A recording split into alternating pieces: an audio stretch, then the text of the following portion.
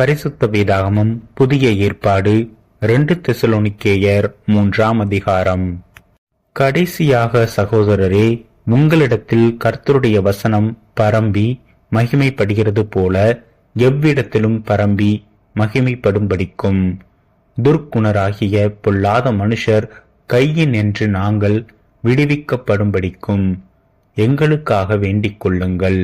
விசுவாசம் எல்லாரிடத்திலும் இல்லையே. கர்த்தரோ உண்மையுள்ளவர். அவர் உங்களை ஸ்திரப்படுத்தி தீமையின் நின்று விலக்கி காத்துக் கொள்வார்.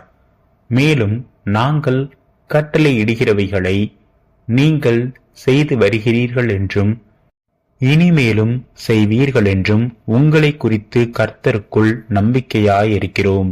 கர்த்தர் உங்கள் இருதயங்களை தேவனை பற்றும் அன்புக்கும் கிறிஸ்துவின் பொறுமைக்கும் நேராய் நடத்துவாராக. மேலும் சகோதரரே, எங்களிடத்தில் ஏற்றுக்கொண்ட முறைமையின்படி நடவாமல் ஒழுங்கற்று நடக்கிற எந்த சகோதரனையும் நீங்கள் விட்டு விலக வேண்டுமென்று நம்முடைய கர்த்தராகிய இயேசு கிறிஸ்துவின் நாமத்தினாலே உங்களுக்கு கட்டளையிடுகிறோம்.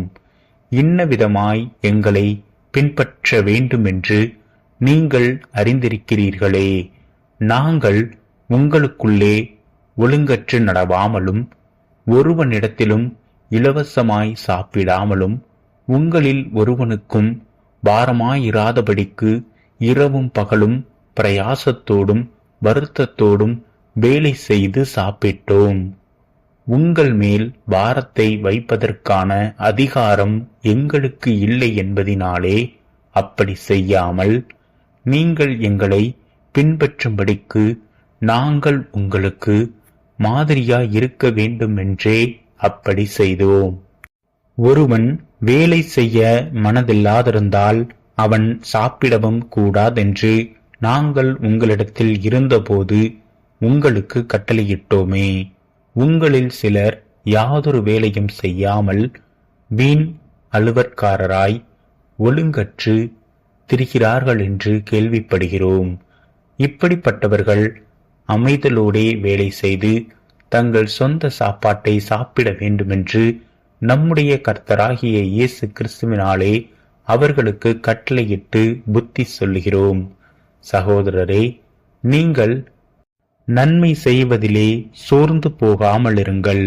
மேலும் இந்த நிருபத்தில் சொல்லிய எங்கள் வசனத்துக்கு ஒருவன் கீழ்ப்படியாமற் போனால் அவனை குறித்து கொண்டு அவன் வெட்கப்படும்படிக்கு அவனுடனே களவாதிருங்கள். ஆனாலும் அவனை சத்துருவாக எண்ணாமல் சகோதரனாக எண்ணி அவனுக்கு புத்தி சொல்லுங்கள். சமாதானத்தின் கர்த்தர் தாமே எப்பொழுதும் சகல விதத்திலும் உங்களுக்கு சமாதானத்தை தந்தருளுவாராக. கர்த்தர் உங்கள் அனைவரோடும் கூட இருப்பாராக. பவுலாகிய நான் என் கையெழுத்தாலே உங்களை வாழ்த்துகிறேன். நிருபங்கள் தோறும் இதுவே அடையாளம். இப்படியே எழுதுகிறேன். நம்முடைய கர்த்தராகிய இயேசு கிறிஸ்துவின் கிருபை உங்கள் அனைவரோடும் கூட இருப்பதாக. ஆமீன்.